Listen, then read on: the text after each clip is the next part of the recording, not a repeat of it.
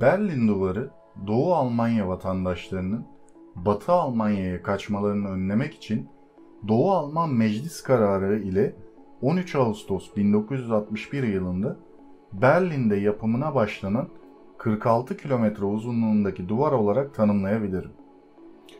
Batı'da yıllarca utanç duvarı olarak da anılan ve Batı Berlin'i abluk altına alan bu betondan sınır, 9 Kasım 1989'da Doğu Almanya'nın isteyen vatandaşların batıya gidebileceğini açıklamasının ardından tüm tesisleriyle birlikte yıkıldı.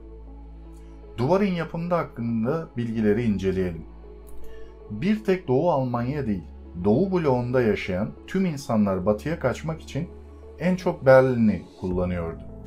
İç Almanya duvarı boyunca kontroller çok sıkıydı, fakat metro ile bile doğrudan batıya geçilen Berlin'de durum hiç öyle değildi.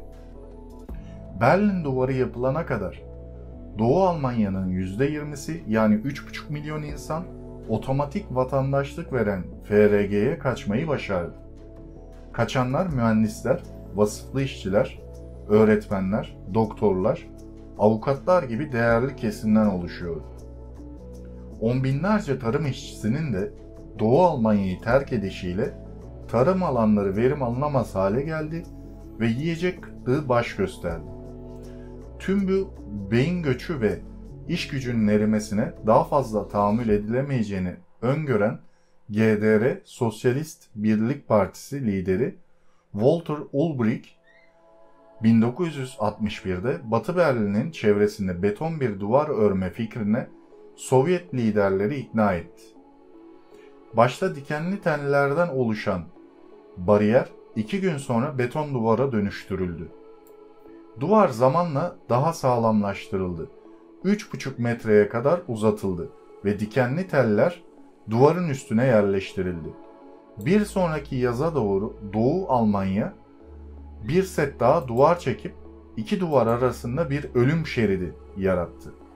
Duvarının kendi tarafını 500 bin Sovyet askeriyle donattı. Sınır boyunca örülen duvarların amacının içindekileri dışarıdaki tehditlerden korumak olduğu düşünülünce Doğu Almanya'nın kendi 16 milyon vatandaşını tutsak etmek için ördüğü bu duvar karşısında şaşırmamak elde değil. Nitekim John F. Kennedy'nin 1963'te yardımcılarına yine de duvar savaştan 1000 kat daha iyidir diye bir söylemi olmuştur. Bu düşünce ve sözde çok saçma olduğu kesin.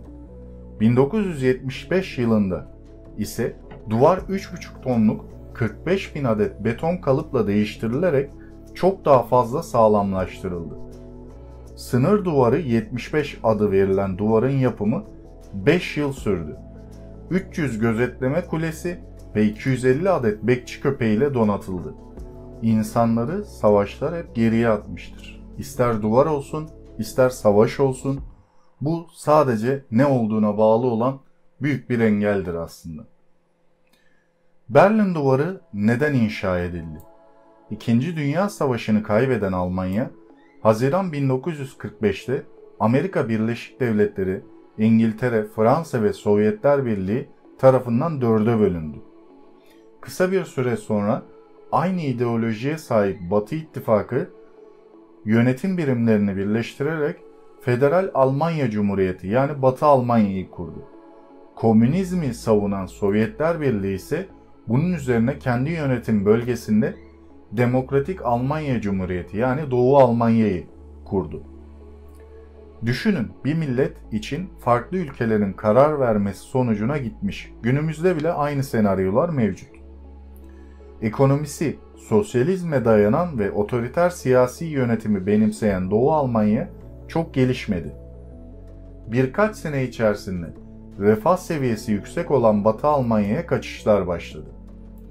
1949 ve 1961 yılları arasında özellikle de eğitimli ve kalifiye gençlerden oluşan 3 milyondan fazla kişi doğudan batıya göç etti.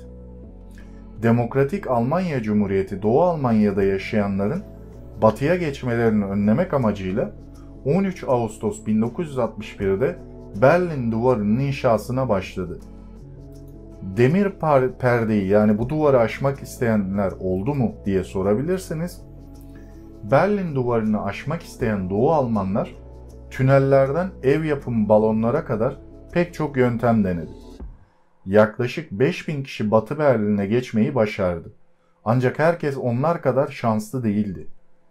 Berlin duvarı nedeniyle kaçmaya çalışırken kasıtlı ya da kasıtsız hayatını kaybedenlerin sayısı kesin olarak bilinmiyor. Ancak Almanya'daki yakın çağ tarihi merkezi ve Berlin Duvarı anıtına göre duvarı aşmaya çalışan en az 140 kişi yaşamını yitirdi. Bu insanların çoğu vurularak, bazıları ise kaza sonucu öldü. Bir kısmı da kaçma girişiminin başarısız olmasının ardından intihar etti. Yıkılmasının sebeplerine bakalım. Doğu Alman hükümeti son dönemine kadar bu duvarı sosyalist Doğu'yu kapitalist Batı'ya karşı koruyan bir kalkan olarak göstermiştir. 1989 yılı başlarında Alman Demokratik Cumhuriyeti ve hükümeti, isteyen Doğu Almanya vatandaşlarının Sovyetler Birliği dahilindeki diğer Doğu bloğu ülkelerine geçiş yapabilmesine izin verdi. Bu iznin çıkmasıyla beraber binlerce Doğu Alman vatandaşı Polonya, Çekoslovakya, Macaristan, Yugoslavya gibi ülkelerin başkentlerine akın etti. Doğu Alman hükümeti duvarın kaldırılmasına onay vermişti. 9 Kasım 1989'da bu kararı halka açıklamak üzere bir basın toplantısı düzenlendi.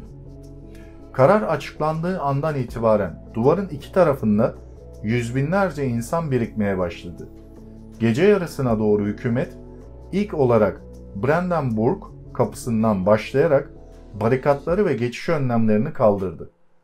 Her iki Almanya tarafından yaklaşan insanlara duvarların üzerinden tekrar buluştular. İnsan seli bir saat içinde yüz binlere ulaştı. Duvarın yıkımına resmi olarak 13 Haziran 1990'da daha önce burada adı geçen Bernauer Straße'de 300 Doğu Alman sınır askeri tarafından başlandı. Alman Demokratik Cumhuriyeti de duvarın yıkımından sonra çok fazla dayanamamış, 13 Ekim 1990'da resmen sona ermiştir.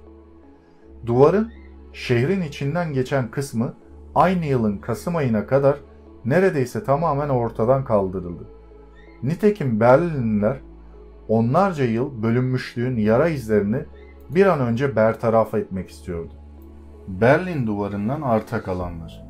Londra'daki Savaş Müzesi'nde Berlin Duvarı'ndan bir parça bulunur. Bu duvarın kalıntıları şehrin birçok yerinde hala yaşamaktadır. Özellikle duvarın bulunduğu güzergah boyunca sergiler, müzeler, fotoğraflar, duvar hakkında bilgi veren notlar ve daha birçok anı bulunmaktadır. Özellikle gri beyaz olan Mauerweg tabelaları, duvarın geçtiği ve etkisi altında aldığı alanları göstermektedir. Berlin Duvarı ile ilgili anıt ve parçalar dünyanın başka noktalarında da bulunmaktadır. New York 53. Cadde'de, Vatikan Bahçesi'nde, Las Vegas'ta, Main Street Station Oteli'nin erkekler tuvaletinde, Brüksel'de, Avrupa Parlamento binasının önünde, Montreal'de, Dünya Ticaret Merkezi'nde, Budapeşte Terör Müzesi'nin önünde, Strasbourg Avrupa İnsan Hakları Mahkemesi'nin binasının önünde ve Berlin'deki Axel Springer Verlag adlı yayın evinin merkez binasının önündeki Balansakt adlı bir anıtında bulunmaktadır ve diğer dünyanın çeşitli merkezlerinde de sergilenmektedir. Berlin Duvarı adeta bir çizgi roman gibi gerçek ötesi duran, ancak Asterix'in Büyük Hendek bölümünde görmeyi bekleyeceğiniz, ortak geçmişe, dil ve ırk bütünlüğüne sahip, halkların birbirinden siyasi sebeplerle ayrılmasının simgesidir. Soğuk Savaş sürecinde iki kutuplu dünyanın rekabet merkezi olan Berlin'de Doğu Almanya rejiminin daha fazla merkezi güç elde etmek isteğiyle kurulan kilometrelerce uzunluktaki duvar, Sovyetlerin artık benzer rejimlere desteğini sürdürememesi ile nihayet yıkılmıştır. Toplumsal hafızanın bir parçası ortak bir bağ olarak müzeleştirilen Berlin Duvarı'na ait parçalar ise halen siyasetin şekillendirilmesinde kullanılabilmektedir. Bu pratik kullanımların sonucunda toplumsal farklılıkların Almanya'da henüz hissedilmeye devam edildiği, özellikle ekonomik açıdan Doğu Almanya'nın Batı Almanya'ya oranla geride kaldığı ve Doğu Almanların yarısından fazlasının kendilerini ikinci sınıf vatandaş olarak gördükleri ortaya çıkmaktadır. Berlin Duvarı yıkılmış ancak siyasi, ekonomik ve toplumsal olarak aşılamamıştır. Sonuç olarak meşhur hikayenin ana fikrinde olduğu gibi çivi çıkar ama izi kalır, Soğuk Savaş'ın çaktığı Berlin Duvarı artık yerinde olmasa da Berlin'deki izinin silinmesi için 30 sene yeterli olmamıştır. İzleri silinmeyen bir duvarın hikayesi belki 30 yıl değil yüzlerce yıl kalabilir. Barış tüm insanlık için en güzel ışıktır. Tüm insanlık için sonsuz barış dileğiyle. Kanalıma abone olmayı ve konu hakkında yorum yapmayı unutmayınız. Bir sonraki videoda görüşmek üzere, hoşça kalın.